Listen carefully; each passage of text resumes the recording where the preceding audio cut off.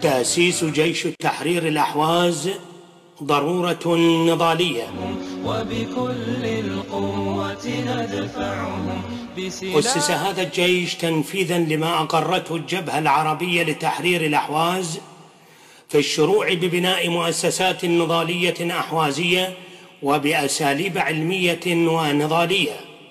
واستجابة لما أفرزته المرحلة من حاجة القضية الأحوازية للتحول إلى مرحلة العمل المؤسساتي وعلى كافة أصعدته المدنية والعسكرية من أجل تهيئة أبناء الأحواز لمعركة التحرير الكبرى، كما جاء ذلك بناء على دراسة علمية لمراحل النضال الأحواز الماضية ولمعالجة الأخطاء، وبالذات فيما حدث في 29/5/1979 في انتفاضة المحمرة، والتي سميت بجريمة يوم الأربعاء الأسود لما تكبده هذا الشعب الأعزل المسالم في حينها من تضحيات بالأرواح والممتلكات على يد آلة الاحتلال الفارسي العسكرية. ولذا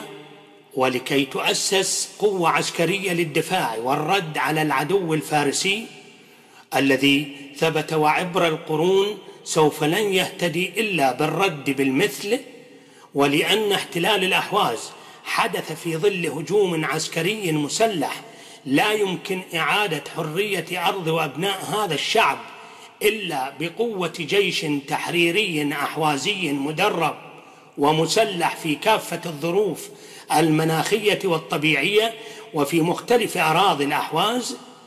لذا تطوع نخب من شباب الأحواز على أن يكونوا النواة الأولى لجيش تحرير الأحواز لتبدأ صفحة جديدة من مراحل تطور العمل التحرري الأحوازي.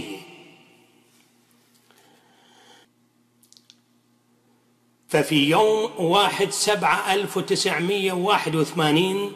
تم البدء بتشكيل جيش تحرير الأحواز بفوجين، كما واختيرت نخب من صفوف الشباب ليكون البعض منهم ضباطا وقادة والآخرون معلمين في التدريب والتهيئة وفي كافة متطلبات معركة التحرير من حيث التدريب والتسليح وفنون القتال والجهد الإداري والعمل الاستخباري لإدارة المعارك بشقيها التقليدي والخاص، أي القتال التقليدي والقتال الخاص. كما وقد تم الاستفادة من تجارب جيوش التحرير في العالم التي ناضلت وقاتلت من أجل تحرير أراضيها وشعوبها، والتجارب عديدة في العالم، وعلى هذا الأساس تم تشكيل الفوج الأول والثاني كوجبة أولية، وتخرج عدد من الشباب الأحوازي من الكليات والمعاهد العسكرية العراقية المعترف بها دوليا. ومن أجل تجسيد الواقع النظري إلى واقع علمي استفاد مقاتلو جيش تحرير الأحواز من مرحلة الحرب العراقية الإيرانية،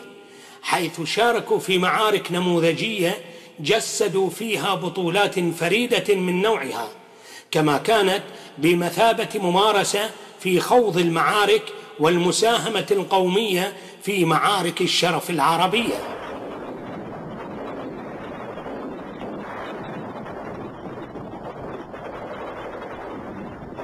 وكانت من أهم إنجازات هذا الجيش معركة البسيتين أواسط 1982،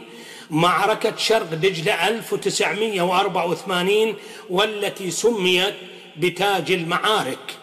ومعركة شرق ميسان 1985. وهناك عمليات فدائية سرية خاصة خلف قطاعات العدو وفي مدنه،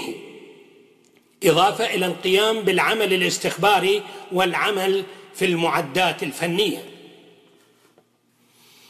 ولأننا نعيش هذه الأيام ذكرى عزيزة على تاريخ النضال الأحوازي،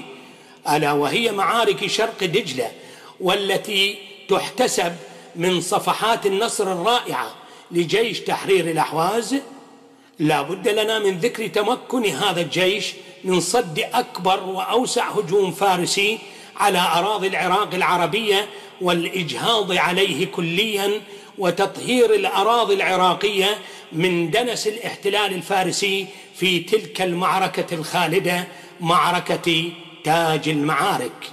حيث قدم أبناء الأحواز فقط في هذه المعركة أكثر من 146 شهيدا بضمنهم ضباط ومعلمين عسكريين. ولهذا سمي يوم 24 شباط فبراير من كل عام يوم شهيد جيش تحرير الأحواز.